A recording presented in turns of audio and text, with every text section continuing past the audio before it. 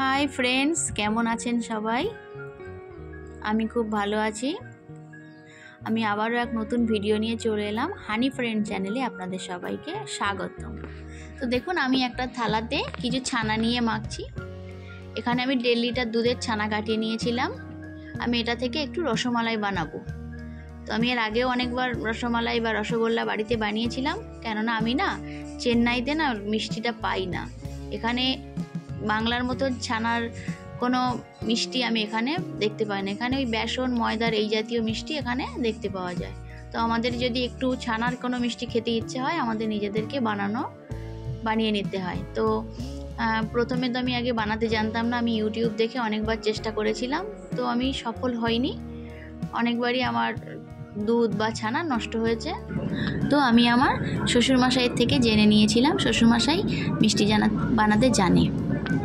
তো দেখুন, একটুখানি খাবার সোডা নিচ্ছি। 350 থেকে 400 ছানা আছে আমার কাছে। তো সেখানে আমি 1 চিমটে মতন আমি বেকিং সোডা দিয়ে দিচ্ছি, আর 2 থেকে 2.5 চামচ মতন এতে আমি ময়দা ইউজ করব। দিয়ে এটাকে ভালো করে আমি মাখবো, কিন্তু 15 থেকে 20 মিনিট মাখবো। এবং মিষ্টির দোকানে এই ছানাটাকে কিন্তু পাটার তনের ওপরে ফেলে মাখা হয়, তো আমার কাছে তো নেই। আমি থালাতেই বেশ কিছুক্ষণ ধরে আমি এটাকে প্রেস করে করে ডলে ডলে এটাকে আমি মাখবো। মাখার পরে হাতে যে একটা অয়েলি ভাব এসে যাবে, তো আমি বুঝে যাব যে এটাকে আমার রসগোল্লার গুলি বানানোর জন্যে রেডি। তো আমার একটা ভুল হয়ে গেল, আমার ছানা কাটানোর ভিডিওটা আপনাকে দেখানো হয়নি আপনাদেরকে। তো আমি কিন্তু ছানাটা ভিনিগার দিয়ে কাটিয়ে নিয়েছিলাম। তো আমার ছানা মোটামুটি অয়েলি ভাব চলে এসছে। এখন আমি এটাকে একটু বল বল আকারে করে নেব। দেখুন, একটু বড় সাইজ করে নিয়েছি, রসমালাই থেকে একটু বড়। তো এরপরে আমি চিনির রসটা করে নিয়েছিলাম। চিনির যে রসটা করেছিলাম সেটা কিন্তু একটু হালকা রেখেছিলাম।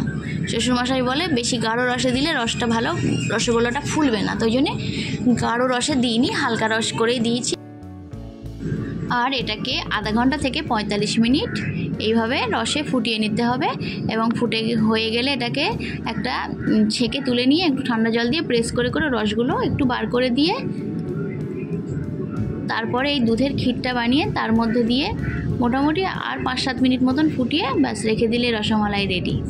তো দেখুন, আমার রসমালাইটা কিন্তু রেডি হয়ে গেছে এবং এটা আমার একদম ন্যাচারাল, এখানে কোনো কিছুই অ্যাড করা নেই। এবং আমি সেটাকে কড়াতেই রেখেছি, আপনারা দেখতে পাচ্ছেন।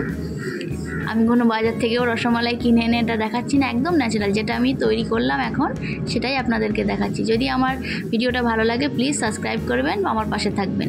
টাটা।